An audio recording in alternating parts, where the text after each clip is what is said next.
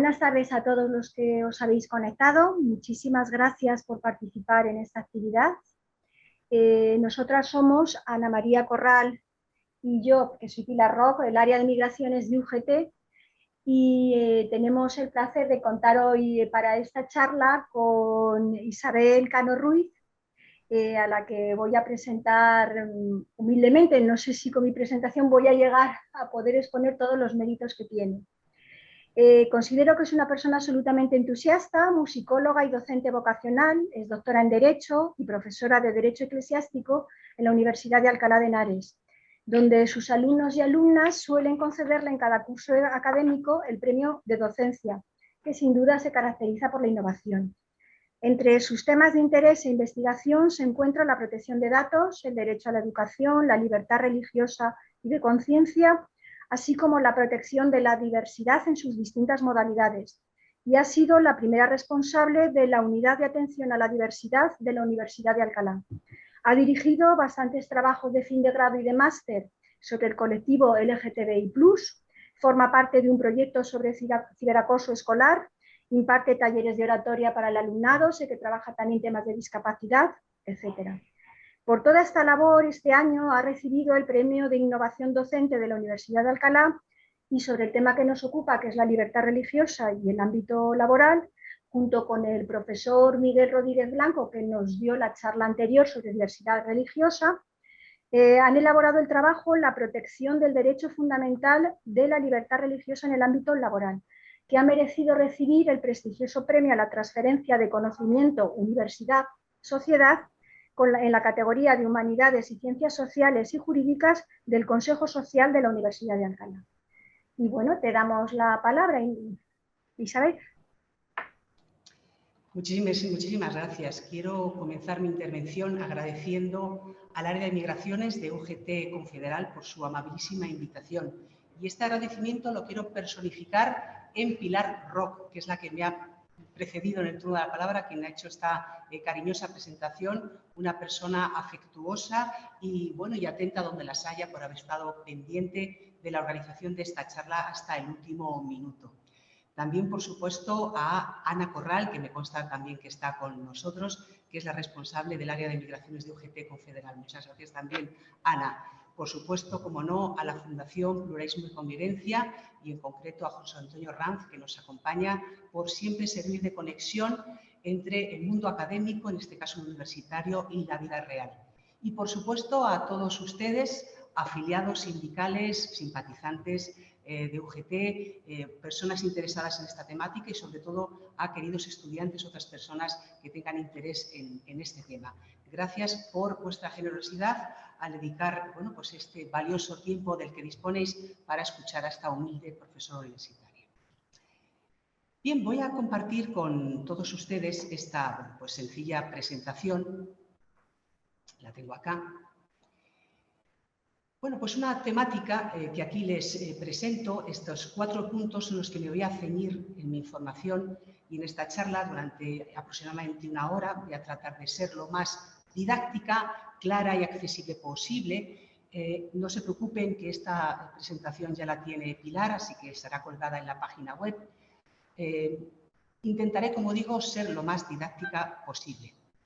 Bien, en la sesión impartida en julio, en el mes de julio, por el profesor Miguel Rodríguez Blanco y de la Universidad de Alcalá y por José Antonio Ranz de la Fundación Pluralismo y Convivencia, me consta que los dos están ya aquí presentes, el profesor Miguel Rodríguez Blanco desde Oxford, en su estancia de investigación, y José Antonio desde la Fundación. Ellos ya nos hacían un marco, una fotografía de cómo era la legislación y los principios generales en los cuales se basaba el derecho fundamental de libertad religiosa y, sobre todo, también haciendo una fotografía de cómo bueno, pues los fieles de determinadas confesiones se sentían o no discriminados en el ámbito laboral.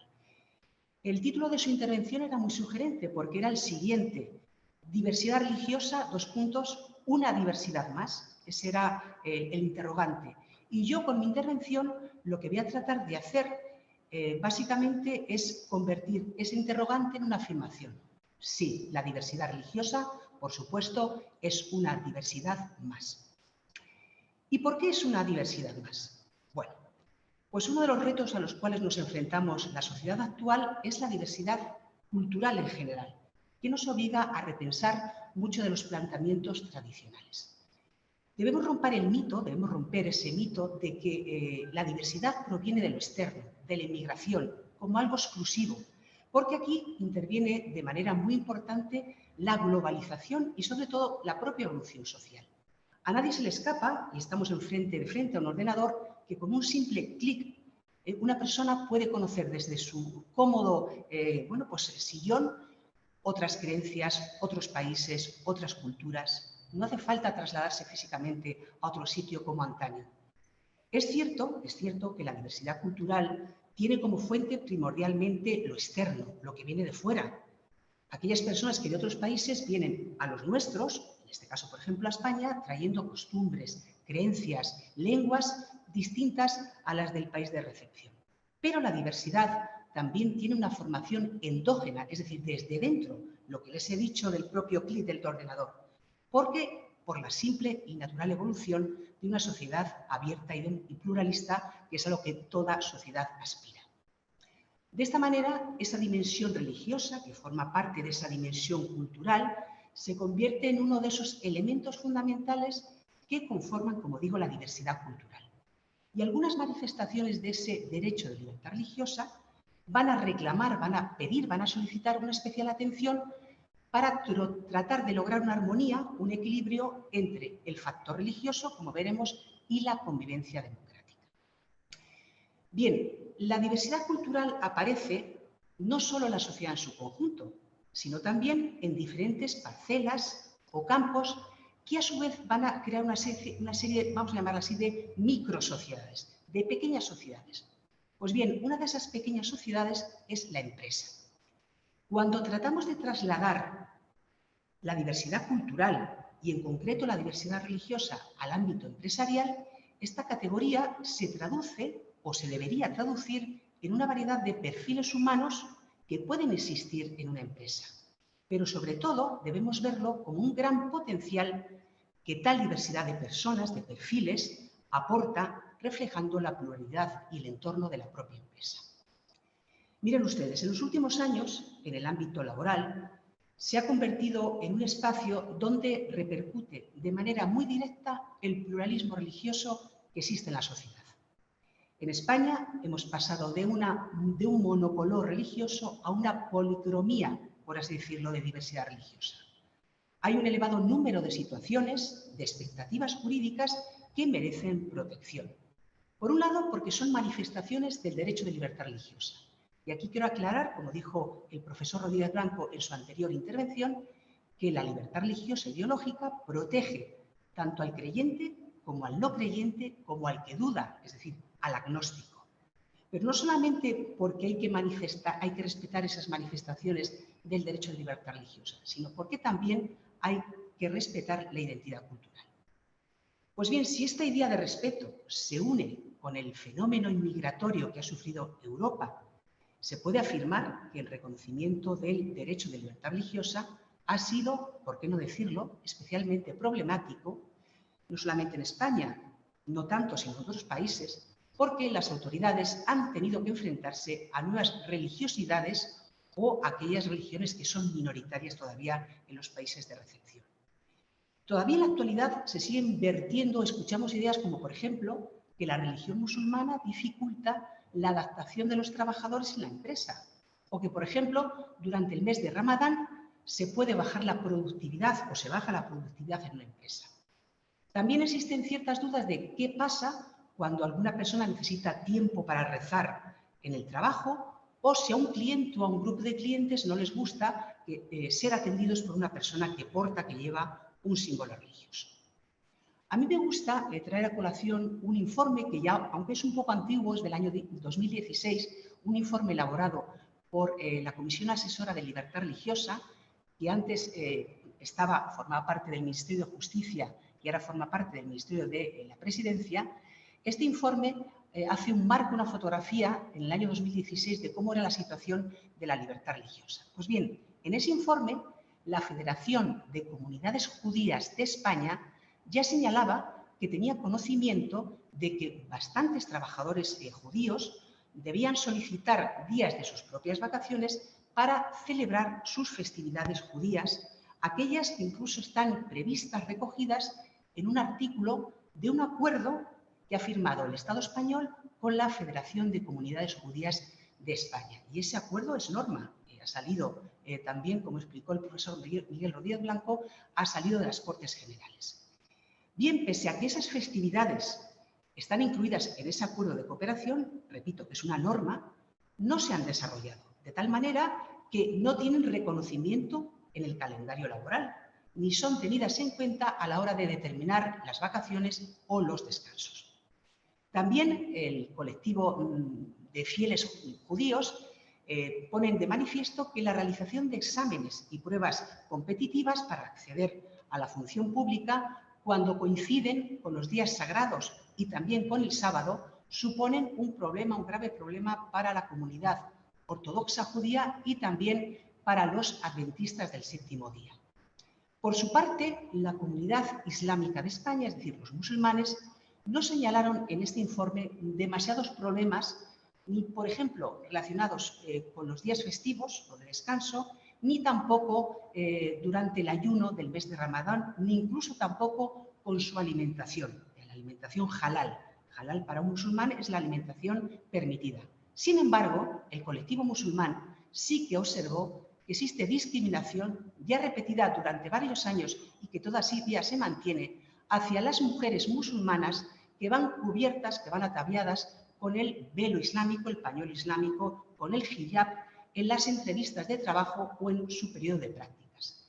E incluso se puso de manifiesto que en algunas zonas de la Comunidad Autónoma de Cataluña tienen dificultades las estudiantes de enfermería, fieles musulmanas, para poder acudir al hospital a realizar las prácticas con el velo. No se les permite acudir con velo a realizar las prácticas. Y les doy una serie de datos para ponernos en contexto. La Federación de Entidades Religiosas Evangélicas de España estima que el número de protestantes que hay en España es de 1,5 millones. Por su parte, los judíos consideran que hay alrededor en España de 45.000 fieles. Y por último, en cuanto a musulmanes, se ha estimado que hay aproximadamente unos 2 millones. Pues bien, junto con estos datos y estas situaciones, ya significativos por sí mismos, es preciso tener en cuenta que cuando una persona firma un contrato de trabajo, no se le está privando de sus derechos fundamentales, derechos que reconoce la Constitución española y el ordenamiento jurídico en su globalidad. Entre esos derechos a los que no se puede privar es el derecho de libertad religiosa e ideológica que reconoce el artículo 16 del texto constitucional. Este derecho, dentro de los derechos laborales, se califica como un derecho inespecífico, es decir, no es específico del ámbito laboral. Un derecho específico del ámbito laboral es, por ejemplo, el derecho a la sindicación, ahora que nos encontramos en el marco de un sindicato, de UGT, el derecho a la huelga, por ejemplo, el derecho a la seguridad en el trabajo, pero hay otros derechos que no son específicos del ámbito laboral, pero que deben formar parte de la persona por el hecho de ser persona. El derecho a la educación, el derecho a la libertad de expresión, el derecho a la religión, etcétera, etcétera. Bueno, pues como digo, cuando una persona firma un contrato de trabajo, no se le priva de este derecho de libertad religiosa, tanto en su dimensión interna como externa. Y por lo tanto no puede ser discriminado por sus creencias religiosas, ojo, y por no tener creencias religiosas también. A la hora de establecer pautas que permitan conciliar de una manera correcta ese ejercicio del derecho de libertad religiosa sin discriminación con el poder de dirección del empresario, se ha de partir siempre del dato, de la idea, de que el derecho de libertad religiosa faculta a la persona a comportarse de acuerdo con sus creencias, a manifestarlas tanto en público como en privado. Bien, para facilitar más pues esta charla, como digo, que espero que sea productiva y que al menos saquen una idea sencilla pero clara, voy a explicar de una manera muy práctica, a través de casos reales, con un lenguaje sencillo, nada técnico, 3 manifestaciones del derecho de libertad religiosa que mayor número de problemas o de conflictos provoca en el ámbito laboral. Una de ellas es la declaración de las o no de las creencias que uno profesa. En segundo lugar, la conmemoración, la celebración de los días festivos y de descanso semanal. Y en tercer lugar, la utilización de simbología y vestimenta religiosa. Todo ello, como digo, desde el prisma, desde la visión de la no discriminación por motivos religiosos en tres momentos clave del ámbito laboral. Por un lado, vamos a analizar qué pasa en el acceso al puesto laboral, a continuación en el desarrollo del propio desempeño laboral y, en último término, en tercer lugar, si se diese en el despido de ese trabajo. Tanto, ojo, esto es lo importante, en el ámbito del sector público como en el sector privado. Bien, vamos entonces a ver si nos... con esta primera manifestación. Vamos a ver. En primer lugar, el conflicto de la declaración de la creencia profesada. Y nos centramos en primer lugar en la empresa privada. Todos ustedes saben que cuando una persona se postula como candidato a un puesto de trabajo, normalmente en el sector privado tiene que superar alguno de estos requisitos. O bien una entrevista de trabajo, o bien un periodo de formación precontractual y también puede ser un periodo de prácticas requerido en los primeros días de incorporación a un puesto de trabajo. O las tres cosas. Pues bien, en ninguno de esos tres momentos, si se diese, se puede exigir a la persona que aspira a ese puesto de trabajo a ser un fiel de una determinada creencia religiosa. Por lo tanto, esto significa que la causa de no contratación puede venir dada, por ejemplo, por cuestiones que estén relacionadas con la titulación, que no sea la titulación que se exige, o por la formación académica, o por su no disponibilidad, entre otras muchas motivaciones. Pero nunca deben estar relacionadas con el hecho de profesar o no una determinada religión o vivir conforme a una determinada doctrina religiosa. Ojo, esto último que les digo, con excepción de las empresas de tendencia, es decir, las llamadas empresas ideológicas a las que luego me referiré posteriormente. Desde mi modesta opinión, un elemento esencial que puede ayudar a evitar esos futuros problemas en la relación laboral es la llamada buena fe contractual. Una clara muestra de esa buena fe contractual sería que el trabajador, aquella persona que se postula a un puesto de trabajo, comunicase al empleador algún posible conflicto que pudiera surgir entre sus obligaciones laborales y su derecho de libertad religiosa. Ahora bien, y estoy seguro que muchos de ustedes estarán haciéndose la siguiente pregunta y seguro que los estudiantes de Derecho más. Esta comunicación, el yo que quiero acceder a un puesto de trabajo y que digo mi creencia religiosa, ¿podría violentar lo que dice el artículo 16, apartado 2 del texto constitucional, que dice literalmente: nadie puede ser obligado a declarar sobre su ideología, religión o creencias? Pues bien, para responder adecuadamente a esta pregunta, debemos poner de manifiesto que los datos religiosos gozan de una protección especial, al igual que, por ejemplo, los datos sindicales, los datos de afiliación política, los datos sobre salud, los datos sobre el sexo de una persona. Eso lo protege la Ley Orgánica de Protección de Datos. Pero también la propia Ley Orgánica de Libertad Religiosa, nada más y nada menos que ya del año 80, explicita en uno de sus artículos que una manifestación más de la libertad religiosa es la posibilidad que toda persona tiene de manifestar la creencia profesada o de abstenerse de declarar sobre ella. Sin embargo, según mi opinión, esto no impide a que en determinados supuestos sea legítimo atribuir ciertos efectos a la negativa de un individuo a declarar sobre sus creencias religiosas, porque no podemos olvidar que el precepto constitucional, ojo, que el artículo constitucional tan solo habla de la no obligatoriedad de la contestación. Es decir, yo, como persona, como sujeto, no estoy obligado a contestar, pero sin embargo la otra parte sí me puede preguntar. Por lo tanto, la no obligatoriedad de que la contestación producida o el silencio puedan constituirse en base de un trato diferencial y discriminatorio.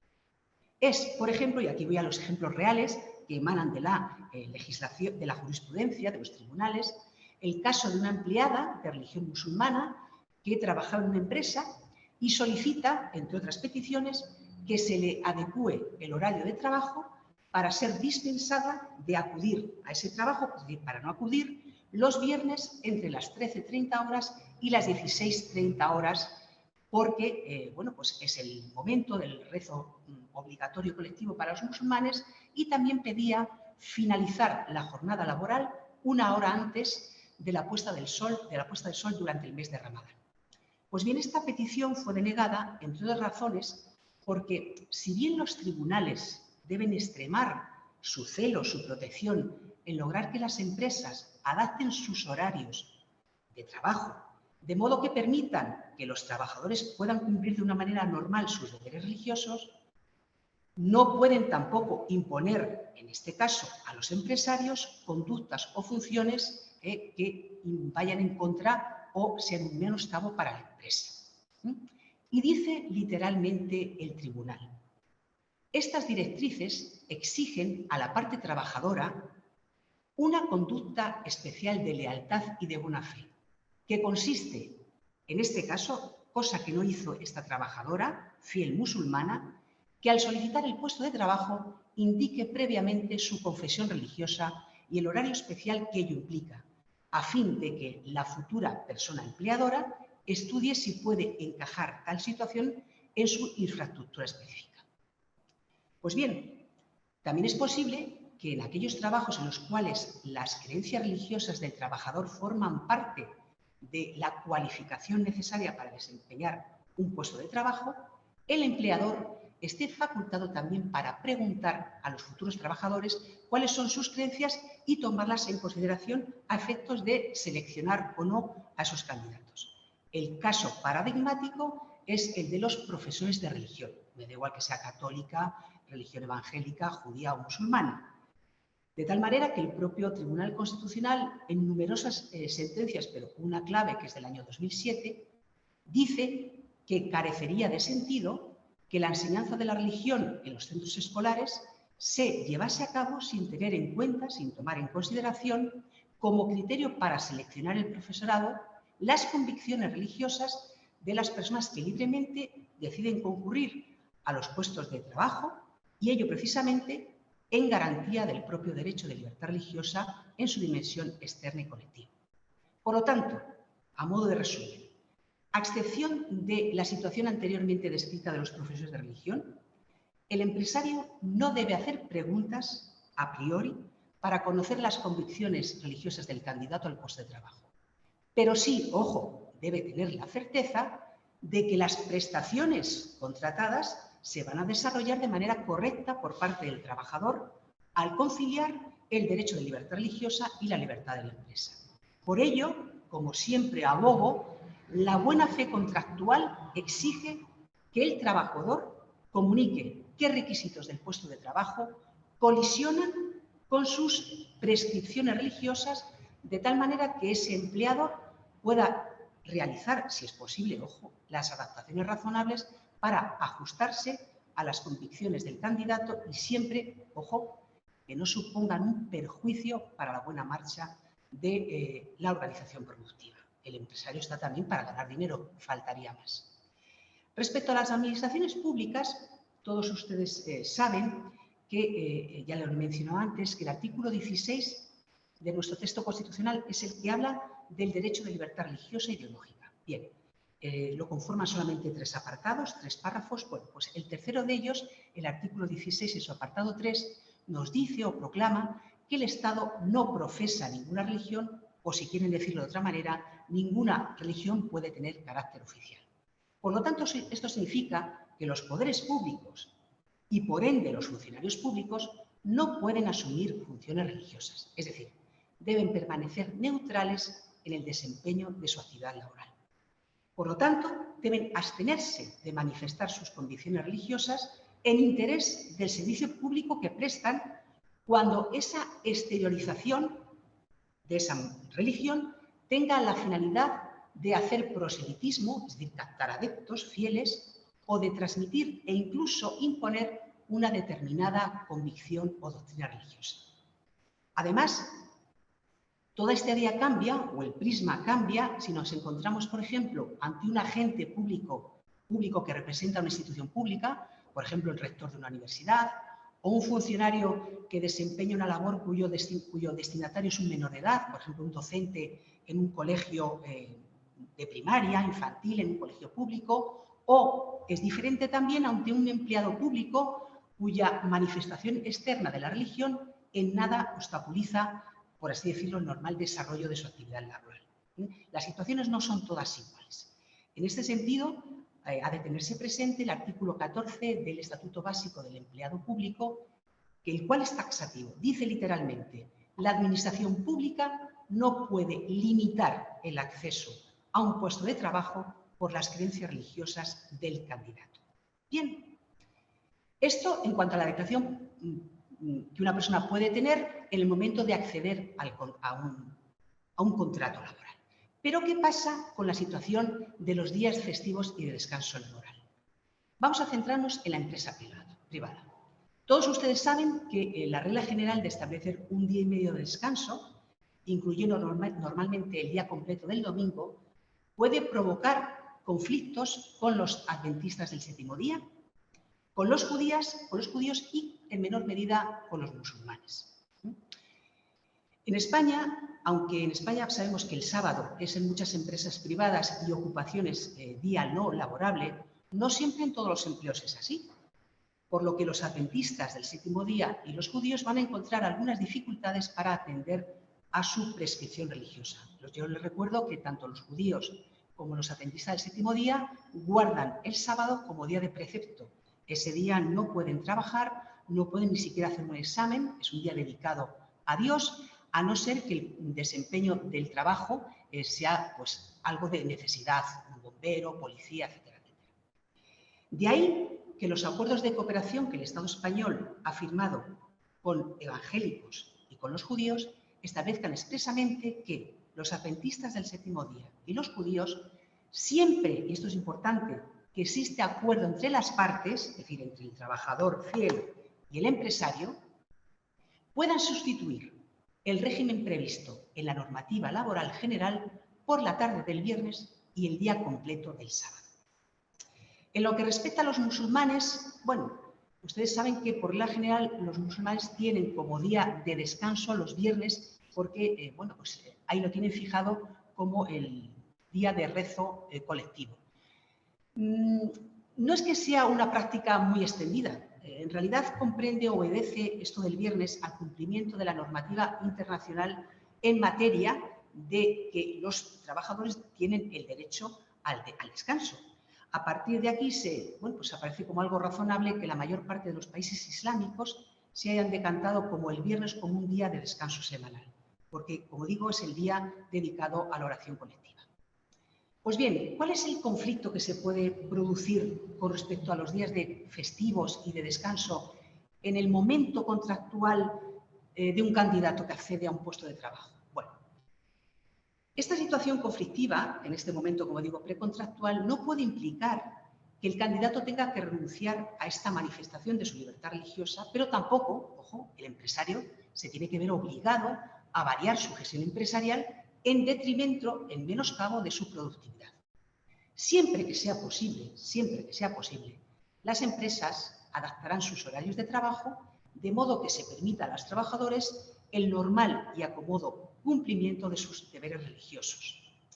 Pero, ojo, estas directrices exigen a la parte, en este caso trabajadora, una conducta especial de lealtad y de buena fe.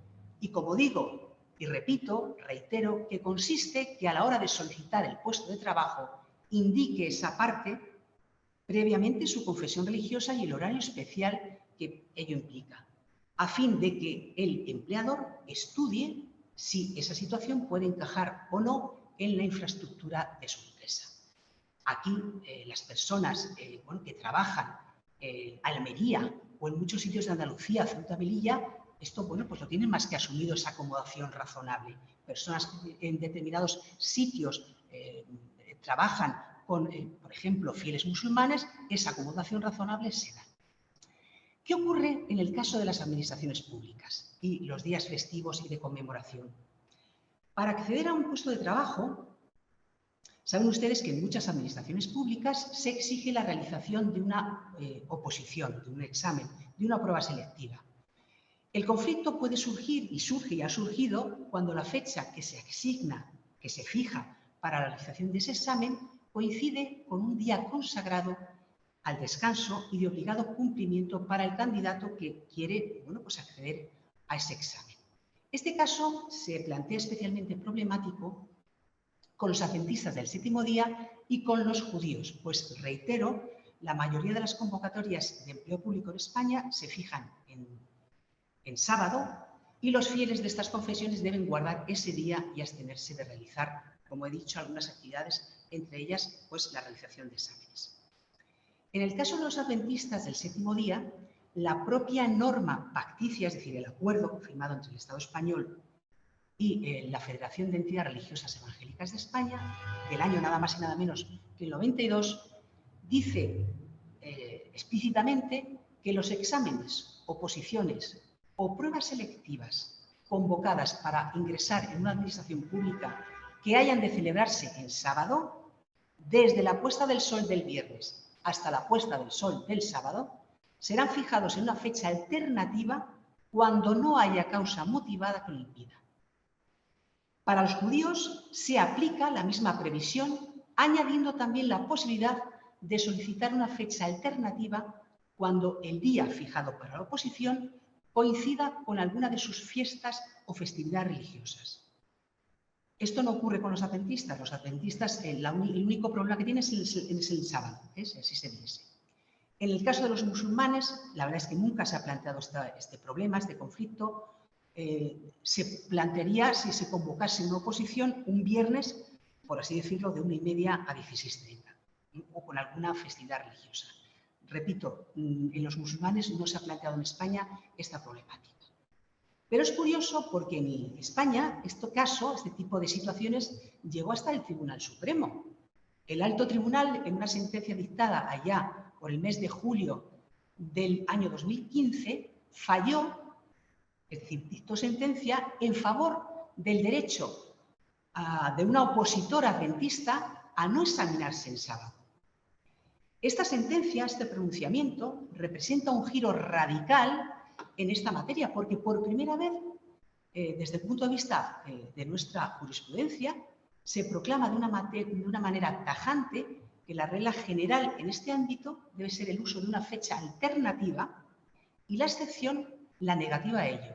Y por lo tanto, como todas las reglas excepcionales, ha de ser objeto de un entendimiento restrictivo.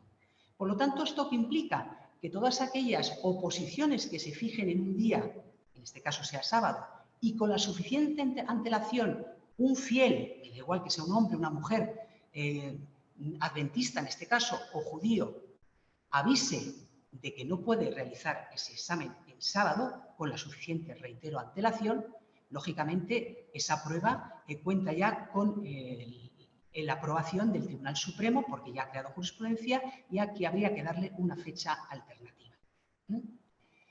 Bien, seguimos. ¿Y qué pasa con la vestimenta y los símbolos religiosos? Que parece donde hay más problema. Bueno, pues en la empresa privada, saben ustedes que una de las manifestaciones de la libertad religiosa es a través de símbolos que pueden consistir en una determinada vestimenta, un adorno, un elemento de uso personal. Algunas religiones prescriben, es decir, obligan o bien aconsejan la utilización de ciertas prendas de vestir o símbolos, los cuales, además de tener una significación religiosa, identifican a la persona con una determinada confesión, con una creencia, con una convicción. Ya al final de esta presentación les he dejado las fotografías, por ejemplo, de lo que es un velo islámico, diferenciando de un burka. Por ejemplo, en este caso, lo que más van a ver ustedes aquí en España es el hijab, que es el velo, el pañuelo islámico, la cruz, por ejemplo, para los cristianos, los driklocks, es decir, las rastas para los rastafaris, o la estrella de David para los judíos, la kipá, que es un gorrito aquí para los judíos, bueno, pues entre otros. Ya los digo, les enseñaré algunos, bueno, sí, es más, se lo voy a enseñar ahora, lo tienen aquí, se los enseño aquí. Lo dejo. El hijab, que es el primero que ustedes tienen aquí, es la prenda más vestida en el ámbito europeo, muy parecida a la saila, a la lamira. Bueno, y no es lo mismo que el burka, que es el que tienen ustedes aquí. Ese sí que veríamos que tienen más problema. Les dejo también aquí pues, para que vean la kipá, que haremos un ejemplo de un caso que llegó a un tribunal de Baleares, la estrella de David, la cruz, aquí verán ustedes la cruz cristiana.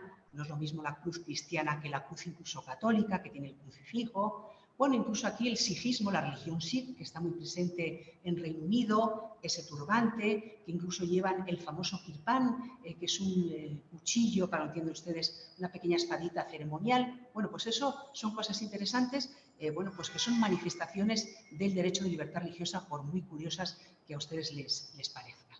Estaba diciendo, bueno, pues que estábamos en los días en la empresa privada.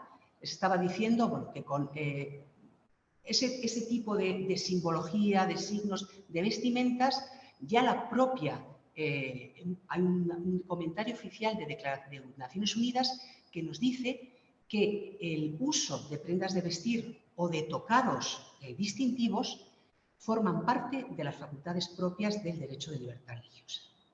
Y esto es interesante que lo tengamos en cuenta, porque la apariencia externa es una libertad que se protege en varios preceptos de nuestro texto constitucional. Por ejemplo, el 18, el apartado 1, habla del derecho a la propia imagen.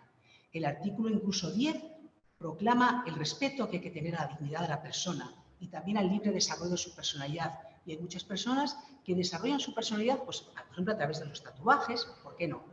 La apariencia externa, por lo tanto, no solamente parte esencial de la identidad y la personalidad de una persona, sino que también contribuye a la integración de un colectivo, a un colectivo de pertenencia.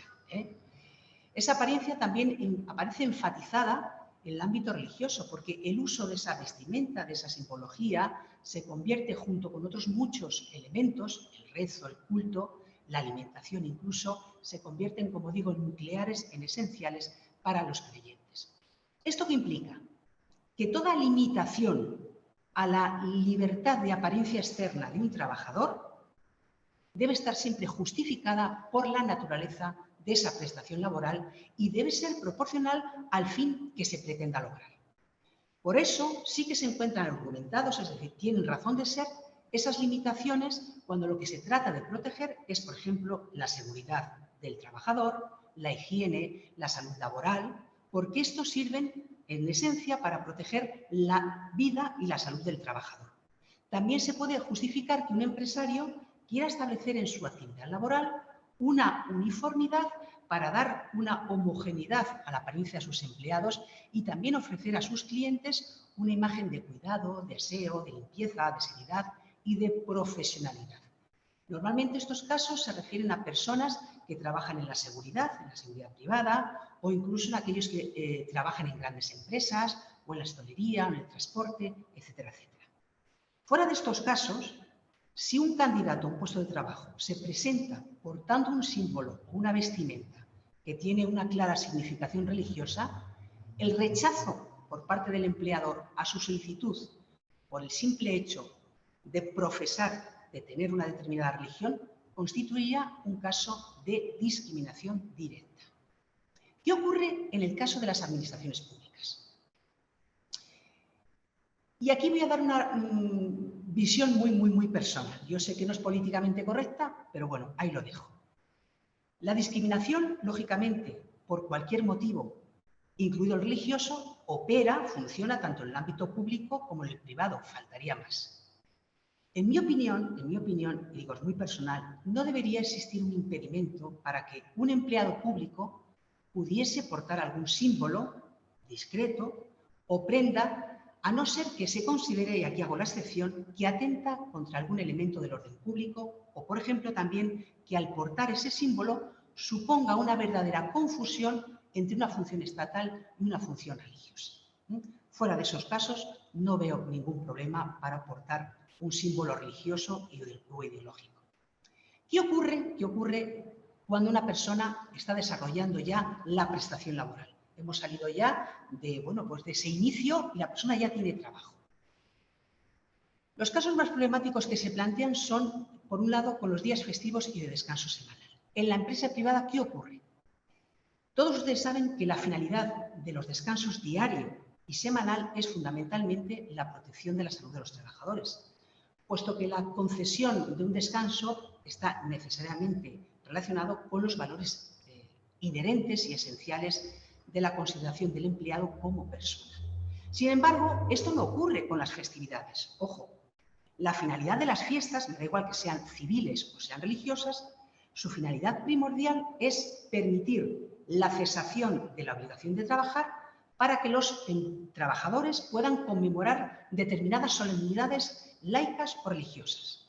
Sin embargo, a nadie se le escapa que las fiestas, las festividades, son una forma indirecta de ampliar los descansos del trabajador. Aunque la causa de interrupción del trabajo sea distinta, pero el resultado es el mismo.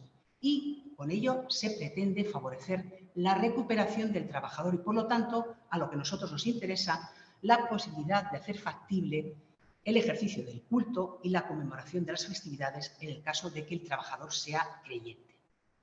En este orden de cosas, un fiel católico en España pues no tendrá dificultades para celebrar las festividades propias de su religión, ni va a plantear tampoco objeción alguna al descanso semanal. ¿Por qué? Porque el precepto de estos días, es decir, el domingo y las festividades, se observa cumpliendo dos obligaciones. La del descanso, descansar el domingo, y la del culto a Dios. Cumple con esta obligación aquel fiel católico que oye misa el domingo. Además, la Iglesia, que siempre está atenta a todo, en atención a las circunstancias del mundo moderno, dice en su propio Código de Derecho Canónico que la obligación de oír misa se cumple no solamente yendo un domingo, sino que aquel que no pueda, acudiendo la víspera, es decir, el día de antes. Leo literal: cumple el precepto de participar en la misa quien asiste a ella, donde quiera que se celebre en un rito católico, tanto el día de la fiesta como el día anterior por la tarde. Además, en España, al menos 5 de las 14 fiestas no sustituibles son de naturaleza católica. Católica, por lo que las confesiones minoritarias tienen mucho más difícil hacer valer la normativa de sus acuerdos, que en este caso la Iglesia Católica.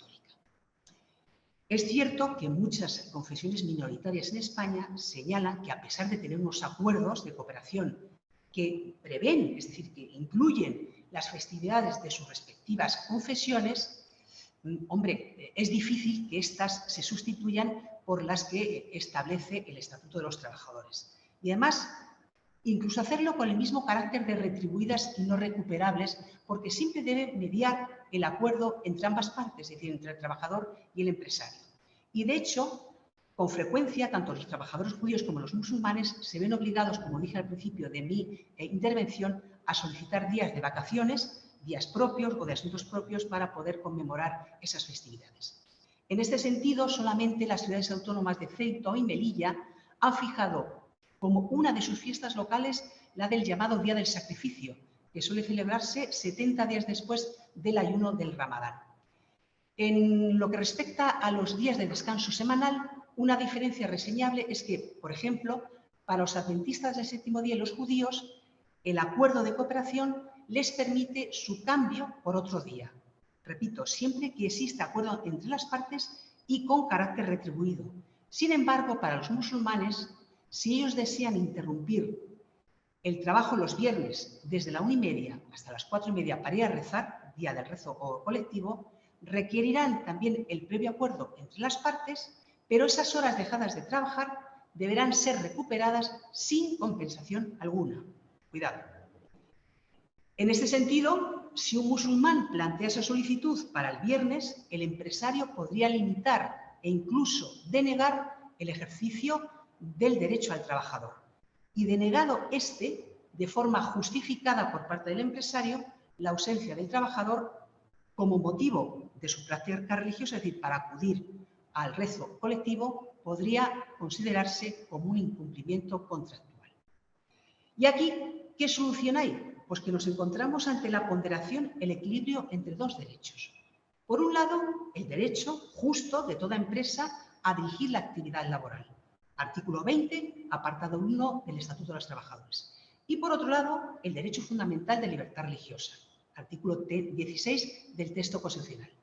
La búsqueda, difícil en ocasiones, de ese equilibrio entre ambos derechos no admite soluciones únicas y todo va a depender también de las circunstancias que concurran en cada situación concreta, ponderando hasta qué punto el comportamiento del trabajador, obligado por sus convicciones religiosas, resulta inocuo para los intereses de la empresa o, por el contrario, incompatible con ellos. ¿Qué pasa en el caso de las administraciones públicas? Lógicamente, un empleado público no puede imponer a la administración pública contratante un cambio en los días festivos y de descanso motivado por sus prescripciones religiosas, sino que tendrá que hacer valer, como hacen los adventistas y los judíos, uso de sus permisos, de sus días particulares para atender esas obligaciones. Bueno, yo lo único curioso que he encontrado es que desde el año 2017 existe una práctica que está permitiendo avanzar en la igualdad entre el ejercicio del derecho de libertad religiosa por parte de la comunidad judía en el ámbito laboral, y es un caso muy curioso que es el de las Fuerzas Armadas. Y esto se ha implantado en la Comandancia General de Ceuta y permite aquí en Ceuta a los militares musulmanes atender el precepto religioso del rezo del viernes. De este modo, los efectivos militares que profesan el Islam tienen autorización para salir un poquito antes de la 1:30 de sus acuartelamientos de Ceuta y poder orar así la mezquita. Ojo, salvo aquellos militares musulmanes que estén de guardia y que no puedan acudir por las necesidades del servicio. Es una flexibilidad en el horario que los militares musulmanes pueden compensar con fórmulas como, por ejemplo, que es la que llevan a cabo, entrar un poquito antes a trabajar ese día o en días anteriores. Bien, ¿qué pasa con la situación conflictiva de la utilización de símbolos y vestimentas religiosas en la relación laboral, cuando uno está desempeñando ya un puesto de trabajo? Vamos a centrarnos en la imagen corporativa. Cuando el uso de una vestimenta o un uniforme durante la prestación de la jornada laboral venga impuesto por un código interno de la propia empresa, esta obligación aparece avalada por la dirección, por el poder de dirección de la empresa. Esto significa que el empleador tiene ese derecho de imponer un código de vestimenta particular, lo que se llama the house style, y en caso de incumplimiento, esa conducta puede ser sancionada con un despido disciplinario. Bien. Aquí es una cosa curiosa porque aquí se dio un caso en el año 2002 cuando un trabajador de una empresa municipal de autobuses en Baleares acudía a conducir ese autobús de la empresa municipal ataviado con un pantalón de color azul, una camisa blanca y, al ser fiel musulmán, él llevaba una kippah, que eso se pone como señal de humildad y de respeto hacia Dios. Y para evitar que nadie viese la kippah, él se ponía una gorra de color azul, el mismo azul oscuro que los pantalones. Bueno, pues en este caso, la inspección consideró que esa gorra no formaba parte del código de vestimenta y le prohibió al trabajador ir ataviado con esa gorra. Lógicamente, en este caso, el trabajador consideró que se le estaba tratando de una manera discriminatoria, entre otras cosas porque ningún usuario del autobús se había quejado, él conducía de la misma manera, igual de bien con o sin gorra, y porque en este caso no suponía esa variación de ponerse una gorra, no suponía pues, un cambio, un agravio con el resto de compañeros en el uso del uniforme. Por lo tanto, en este caso, el Tribunal de Baleares dio la razón, en este caso al conductor, para poder seguir llevando esa gorra, la llamada kippah. ¿Qué pasa en el caso de la salud pública y la prevención de riesgos laborales? Pues bien, aquí es cierto que la prevención de los riesgos laborales, la salud puede constituir un límite a la libertad religiosa, en especial cuando llevar algún símbolo religioso pues pueda provocar algún peligro en la salud. Por ejemplo, un riesgo mecánico, un riesgo químico, un riesgo personal.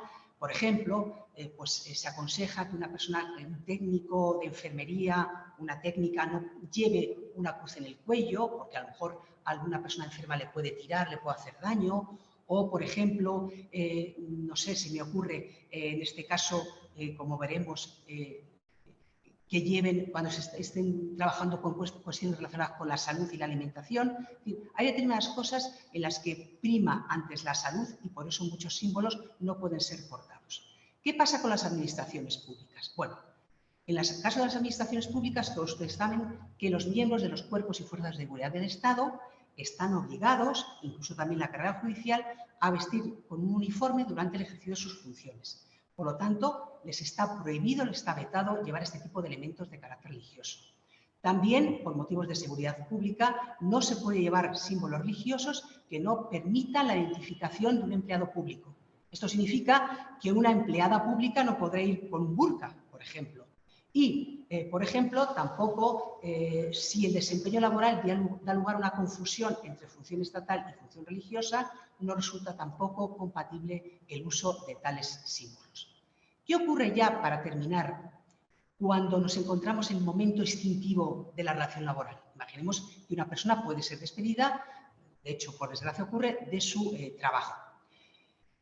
En el caso de las vestimentas y símbolos religiosos, voy a traer a colación un caso muy curioso que ocurrió en una empresa privada. Es un caso que, pues una sentencia que dictó el Tribunal Superior de Justicia de La Rioja allá por el año 2017.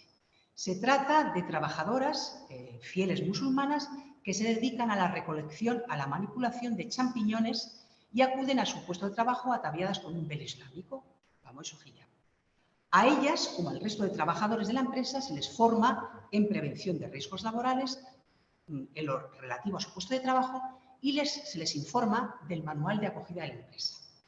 En este manual se dice expresamente que el uniforme se debe llevar completo y limpio y se debe llevar, y se les entrega a cada trabajador, una bata y un gorro a cada persona. La empresa facilita a todos los trabajadores los gorros, que son desechables, y las batas de trabajo que deben llevar siempre dentro del recinto de fabricación y que no pueden sacar fuera de las instalaciones salvo para su lavado.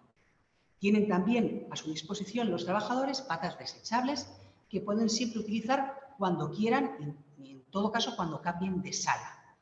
Los vestuarios se ubican al lado de una nave de trabajo para que puedan cambiarse antes y después de acceder a su puesto. Se sigue diciendo en esta sentencia que si en el tiempo de descanso van con la bata de trabajo al comedor, deben cambiársela al regresar al trabajo. Es más, no pueden llevar otras prendas encima de la bata, siempre por debajo. ¿Esto qué significa? Que la empresa había dicho a estas trabajadoras, ustedes si quieren pueden llevar el velo, pero ojo, el velo suyo debajo y encima, en este caso, la refía o el gorro cubrirá totalmente el velo o el pelo, en el caso de que no es una fiel musulmana. Es más, si se trata de varones, si llevan barba o bigote, deben llevar siempre un cubrebarbas. ¿Por qué? Porque la manipulación del champiñón es sumamente delicada y enseguida pues se contamina. Es más, también está prohibido llevar cualquier tipo de joyas, pendientes, anillos y cualquier tipo de esmalte en las uñas. La dirección de la empresa culmina, es decir, pide ya que por favor en varias ocasiones a esas trabajadoras no a que se quiten el velo, sino que permanezca ese velo totalmente cubierto con ese gorro, con esa redecilla desechable, protección a la que este grupo de personas hace caso omiso. Hay que decir que en esa misma empresa trabajaban también más operarias, practicantes de la fe musulmana, muchas de las cuales, de una manera totalmente voluntaria, se habían quitado el velo para trabajar, puesto que se cubrían el pelo con ese gorro.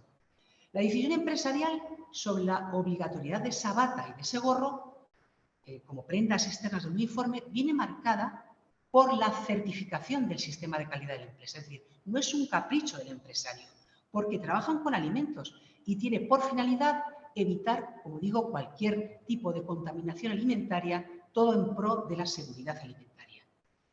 El no observar esta norma puede conllevar la contaminación de una gran cantidad de champiñones, ya sea por el pelo, por perfume o por otros elementos ajenos al propio champiñón, y esto puede provocar la pérdida de una gran producción si se detecta en los controles e incluso algo peor, una alerta sanitaria si ese champiñón sale de la fábrica. Pues bien, como los trabajadores no hacen caso, son despedidas. Y el tribunal, ellas lógicamente acuden y Consideran que la empresa les ha despedido y han sufrido discriminación por motivos religiosos.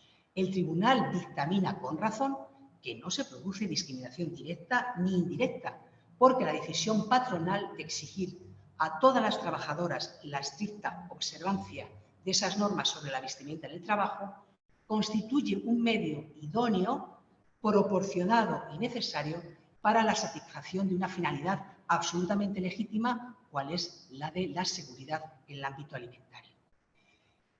Para la administración pública, cuando un empleado público desempeña una función con un comportamiento claramente intolerante o discriminatorio, para todo aquel administrado que no profese esa misma religión o incluso dedique parte de su tiempo o de su trabajo a realizar proselitismo o captación religiosa, estas actuaciones, como es lógico, quedan acreditadas. Además, recaerá sobre ese empleado público una sanción disciplinaria, la que sea la correspondiente, e incluso, dependiendo de la gravedad de los hechos, el despido. En estas diapositivas, yo, como ya no queda tiempo y no me quiero alargar más, les he dejado de una manera muy resumida 4 casos muy interesantes que llegaron al Tribunal Europeo de Derechos Humanos sobre el caso de vestimenta, sobre el caso de días festivos y también 2 casos muy interesantes que llegaron al Tribunal de Justicia de la Unión Europea. Y también otros 2 casos muy curiosos relacionados con la conmemoración de días festivos. En este caso sí que me gustaría ya finalizar diciendo que a lo largo de esta exposición he intentado mostrar que el entorno laboral es un lugar donde repercute de manera directa la diversidad cultural y, por lo tanto, también la religiosa, y también puede provocar situaciones de desigualdad en ocasiones entre los titulares de este derecho fundamental. A mi juicio, las restricciones a este ejercicio de la libertad religiosa no tendrán amparo cuando no resulten estrictamente imprescindibles para satisfacer el interés legítimo empresarial. Sin embargo, se justificarán esas limitaciones cuando el comportamiento del trabajador suponga realmente un prejuicio o un sacrificio empresarial desproporcionado. Como digo, la diversidad es una característica esencial de nuestra sociedad y es un elemento presente en el mundo laboral. Su puesta en valor por parte de las empresas no debería ser visto como una carga, sino justamente como un activo que potencia un compromiso social, como una apertura también al entorno y también una implicación con el pleno respeto a los derechos fundamentales. El derecho fundamental de libertad religiosa, como decía en su intervención el profesor Rodríguez Blanco, no es un derecho de segunda categoría. Por tal motivo, sería deseable que se implementen planes de formación y sensibilización de agentes sociales, organizaciones empresariales, organizaciones sindicales, y desde aquí pues aplaudimos también a UGT por esta charla, operadores jurídicos también que contribuyan a percibir la diversidad religiosa, ojo, en sus justos términos, ni más ni menos, como una manifestación del libre desarrollo de la personalidad, como parte integrante de la identidad de cada persona y también como el ejercicio de un derecho fundamental. Termino con unas palabras de un querido profesor, el profesor José María Martín Sánchez. La convivencia exige porosidad y tolerancia a los signos identitarios ajenos, siempre que no sean ofensivos o pongan en peligro bienes sociales y jurídicos. En efecto, en el ámbito laboral, la cuestión religiosa todavía se trata con cierto recelo, porque se considera algo propio de extraños que deben renunciar a algunos rasgos que componen su identidad. En ocasiones se impone la homogeneidad cuando debería resaltarse la diversidad, la diferencia. Muchísimas gracias por su atención. Quedo a su disposición. Muchas gracias a ti, Isabel. Ahora pasamos al turno de preguntas. Todos aquellos que deseen formular alguna pregunta o hacer algún comentario tienen que levantar la mano y entonces les enviaremos una solicitud de reactivación de su audio, que marcándola entonces ya podrán hablar. Entre medias te voy a plantear una consulta que han realizado por el chat, que preguntaba a una participante si se considera religión la adventista del séptimo día. Muchísimas gracias por la pregunta. Por supuesto que sí. El adventismo como tal forma parte, está dentro incluso de la Federación de Entidades Religiosas Evangélicas de España. incluso pues, ha firmado un acuerdo de cooperación con el Estado español, así que sí, los adventistas, por supuesto, son una religión más y que en España, afortunadamente, pues tenemos a muchos fieles. Yo, de hecho, también tengo bastantes estudiantes en la Facultad de Derecho que son bueno, fieles de esta confesión. Sí, es una religión. Muchas gracias. Tenemos una solicitud. Jaime Cortijo, te hemos mandado una solicitud para reactivar el audio. Si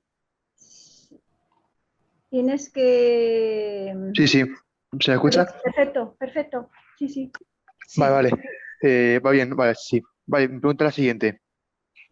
¿No creen que aunque haya un artículo en la Constitución que defienda la libertad religiosa, es una entelequia a nivel práctico, dado que en sectores del plano social suele haber ciertos rechazos hacia los creyentes, en especial la judía y la cristiana?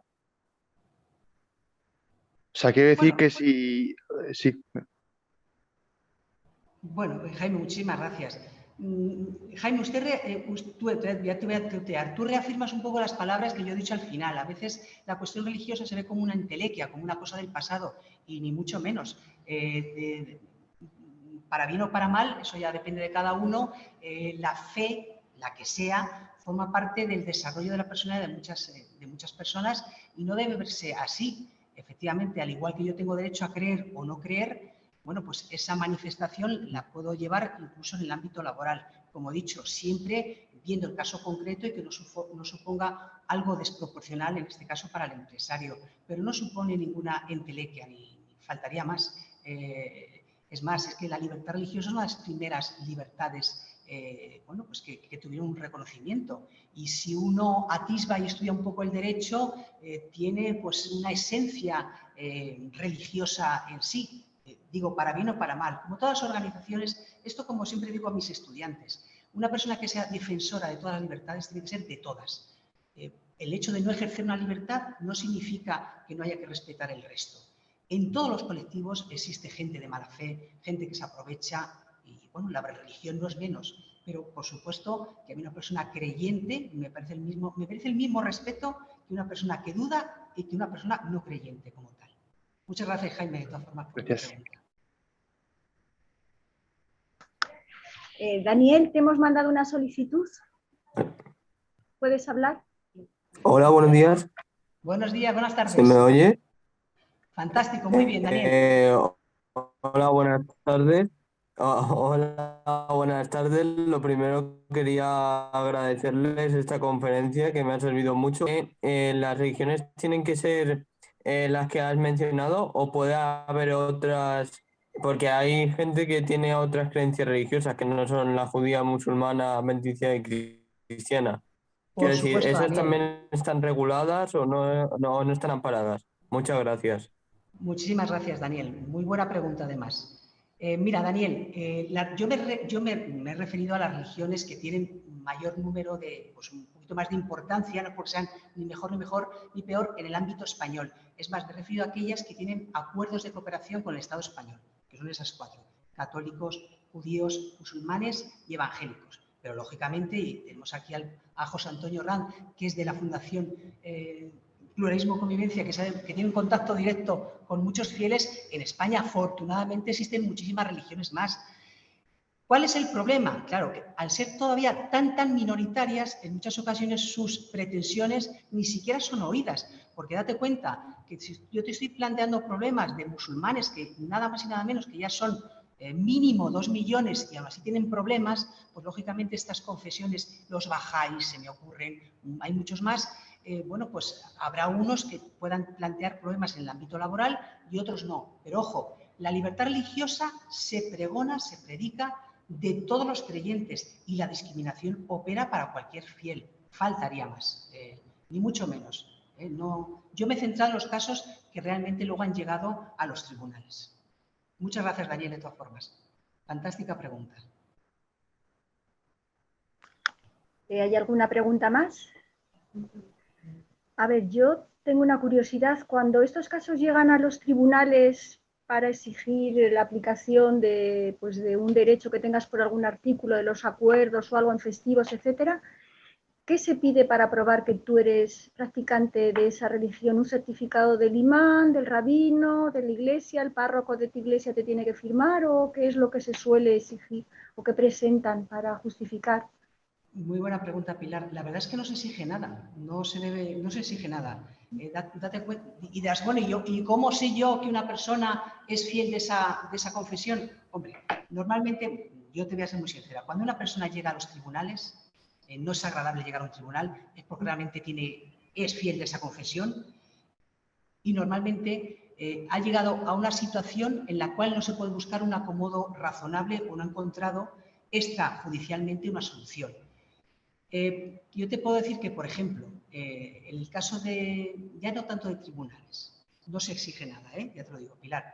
Por ejemplo, en muchas universidades, debido a estos acuerdos de cooperación, aquellos estudiantes de religiones que tengan acuerdos de cooperación, si un examen, por ejemplo, se pone en sábado, algunas universidades han puesto y ponen exámenes en sábado, si yo soy, por ejemplo, fiel adventista y soy estudiante de Derecho, si me pone un examen en sábado yo no puedo acudir. Entonces, en este caso, digamos, el decanato de la Facultad de Derecho, por así decirlo, tenía dos opciones: o confiar en la palabra de esa persona o exigir, como muy bien has dicho tú, algún certificado, en este caso, o de su comunidad, de su iglesia, o de la Federación de Entidades Religiosas Evangélicas de España, que acredite que esa persona realmente es fiel de esa confesión. Pero daos cuenta de una cosa, hay personas incluso que dicen que son católicas y no tienen que ir demostrando, es que estoy bautizada y llevar la partida de bautismo. Para unas cosas sí, para otras cosas no. Pero, Pilar, ya te digo yo que no se exige. Con la simple palabra es suficiente. Es una cosa curiosa. No sé si José Antonio me quiere puntualizar o si ha visto algún caso de ese tipo. Por favor, José Antonio, levanta la mano. Efectivamente. Sí. Hemos mandado una solicitud. Hola, buenas tardes. Pues en principio no tengo que aportar nada más. Como bien dice Isabel, es muy difícil que cualquier condición de la personalidad o de la dignidad de la persona tenga que ser comprobada mediante certificado, ¿no?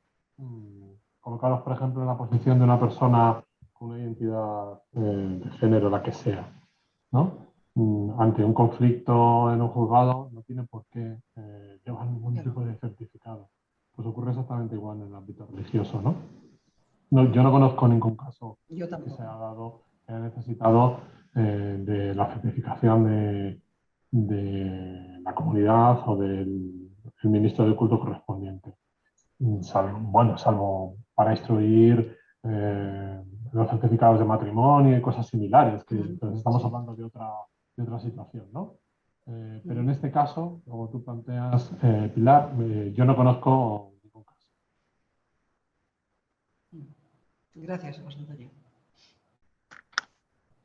Es curioso, sí, porque yo me planteo, por ejemplo, para cambio de fechas de oposiciones, es un asunto, una oposición que convocan, que te pueden asistir 4.000, 5.000, no se sabe cuántos, que el examen es una cosa que poco menos que de secreto de Estado, exigir o pedir el cambio de fecha, digo yo que algo pedirán, porque es como un tema complicado. En el caso, Pilar, que yo os comenté del caso más que se ocurrió en Galicia, era una profesora, vamos, que quería hacer una oposición para primaria, además era en el ámbito de la educación. Como tal, hombre, imagino, si la administración se lo quiere exigir, se lo exige, pero en ningún momento se le exigió esa certificación. No es obligatorio exigir como tal. Una cosa curiosa es que tampoco tienen la obligación como tal de solicitar date cuenta también que es un dato especialmente protegido. Entonces, ahí entraría también incluso la protección de datos, pero si la persona de manera voluntaria lo quiere dar, sin ningún problema, faltaría más.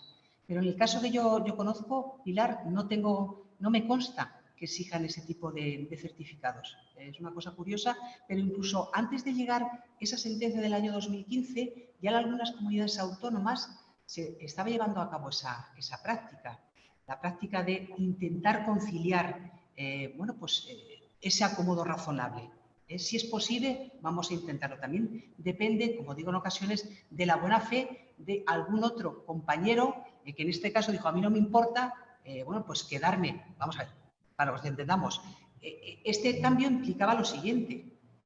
Tú, opositora, acudes al llamamiento como cualquier otro opositor. En este caso, lo que ocurre es que esa persona, en este caso adventista o judía ortodoxa, se le, por así decirlo, se le encierra, se pone en una habitación aparte, sin ningún dispositivo móvil para no tener contacto con el exterior, se deja, por ejemplo, los apuntes, eso sí, que pueda comer, beber, y cuando realmente llega el momento de la puesta del sol del sábado, ella comienza a realizar el mismo examen en igualdad de condiciones que el resto. Eso es lo que se ha hecho, casos muy contados en el caso español, pero así se ha hecho. Se ha hecho, como digo, para esta chica, y el caso que os estoy contando también fue para el caso de dos judías que iban a una posición de enfermería, si mal no recuerdo. Así fue. Esos casos se han dado. Sí, sí. Y así se ha hecho. El profesor Rodríguez Blanco quiere hacer una matización. Profesor. Hola, buenas tardes. Simplemente por contribuir un poco a este debate, si me permiten ustedes. En principio, el artículo 16.2 de la Constitución, como está explicando la profesora Cano, establece que nadie puede ser obligado a revelar su ideología, sus creencias o sus convicciones. Pero en este tipo de situaciones hablamos de cuestiones de prueba y puede ser legítimo que, por ejemplo, la parte empresarial o una administración pública que convoque una oposición o un concurso solicite a la persona que acredite esa condición religiosa que está alegando. Por ejemplo, en el caso que mencionaba la profesora Cano del conductor de autobús de una empresa municipal de Islas Baleares de religión judía, en los hechos probados de la sentencia se pone de manifiesto que ese trabajador voluntariamente aportó un certificado de la comunidad judía a la que pertenecía, en el que se hacía constar que generalmente en su día a día portaba ese símbolo religioso en la cabeza. Es decir, que cuando solicitaba ir a trabajar con ese símbolo no era un mero capricho, sino que formaba parte de su forma de comportarse en el día a día. Piensen en un ejemplo que es de otro ámbito, aunque también está relacionado con lo laboral, que es el de los médicos objetores de conciencia al aborto o a la eutanasia. La normativa ha creado registros de médicos objetores, de profesionales sanitarios objetores de conciencia. Es una forma de que estos profesionales sanitarios manifiesten de antemano que sus convicciones o creencias les impiden participar en una práctica abortiva o en una eutanasia. Por tanto, partiendo de la regla general de que nadie está obligado a declarar sus creencias, cuando alguien quiere hacer valer sus creencias para solicitar una prestación, un derecho o una excepción a una normativa general, es lógico que se le pida que acredite cuáles son esas creencias. Simplemente eso. Muchas gracias. Muchísimas gracias. Fantástico. Bueno, pues muchas gracias, Isabel.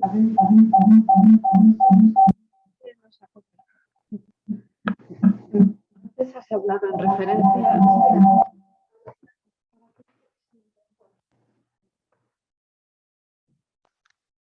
Sí, En referencia a las administraciones públicas, antes has dicho que las razones para poder limitar, por ejemplo, la exteriorización de la confesión religiosa podría ser que se produjera una confusión entre la función estatal que está desempeñando o que debería desempeñar el empleado o la empleada pública y la religiosa.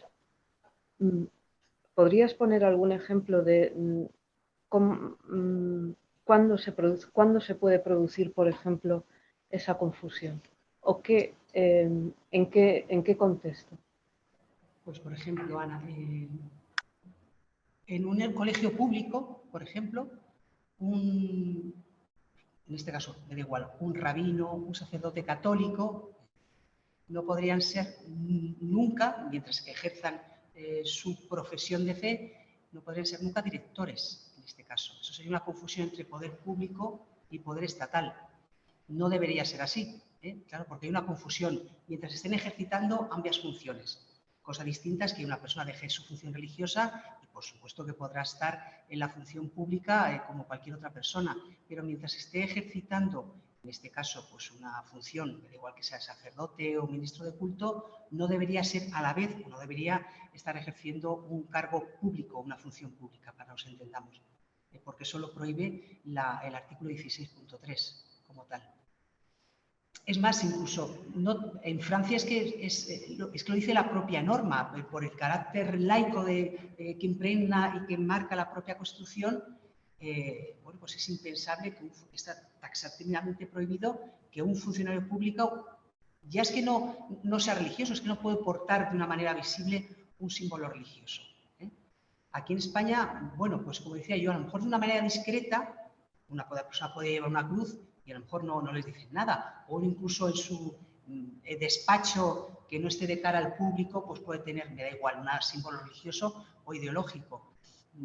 Por eso decía que también depende mucho de los casos, pero en como te digo, esa confusión entre el poder civil y el poder religioso lo veta el principio de aconfesionalidad del Estado español. Muchas gracias, Isabel. ¿Hay alguna palabra más? Por el momento no tenemos ninguna mano levantada. ¿Alguien más quiere plantear algo o hacer algún comentario? Bueno, nadie quiere plantear nada. En ese caso, yo creo que podemos dar por finalizada esta estupenda charla. Muchísimas gracias por compartir con nosotros todo tu saber. Gracias a todos los participantes que os habéis unido con nosotros y únicamente pues daros las gracias a todos y recordaros que ahora, bueno, mañana ya os mandaremos un cuestionario de evaluación para que lo rellenéis y que nos servirá pues para organizar próximas charlas y mejorar como pues el desarrollo de las mismas. Solo informaros que por ahora la única charla prevista en el futuro vamos a repetir una charla que dimos, un taller muy interesante sobre delitos de odio y discriminación, que será el 10 de noviembre, que lo volverá a dar el mismo ponente, Tomás Fernández de Villazala, que es el director de la Oficina Nacional de Lucha contra los Delitos de Odio. Os mandaremos información para que os podáis prescribir. Y de nuevo, muchas gracias a todos por la enorme participación, porque ha sido, bueno, yo creo que es la charla que más participantes hemos tenido. Hemos estado 63 para vuestro conocimiento. Muchas gracias a todos, de verdad, y os esperamos en la próxima. Muchas gracias, Isabel, Miguel Ángel, José Antonio. Gracias a todos. Muchas gracias, Pilar, muy amable, y muchas gracias al área de migraciones de UGT.